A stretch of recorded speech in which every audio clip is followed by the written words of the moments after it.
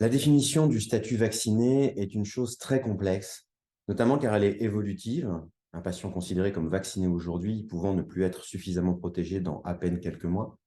et dépend de l'immunité et de la réponse vaccinale de chacun. De plus, de futures données scientifiques peuvent conduire à modifier les recommandations vaccinales, comme cela a été le cas par le passé, avec par exemple la nécessité d'effectuer un rappel à présent chez les patients les plus âgés ou à l'immunité la plus fragile.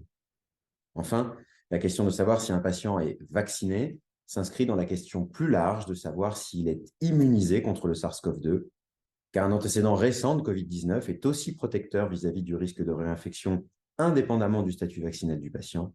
mais pour une durée modérée, inférieure à un an chez la plupart des patients. Ainsi, nous pensons que seules les autorités sanitaires sont à même de définir le calendrier vaccinal le plus optimal vis-à-vis du SARS-CoV-2 et donc de la notion de patient vacciné. Il est alors de la responsabilité de chaque structure, avec l'aide des infectiologues et des clins locaux, de réaliser une veille des recommandations sanitaires et de proposer, si besoin, une définition plus opérationnelle à l'échelle locale.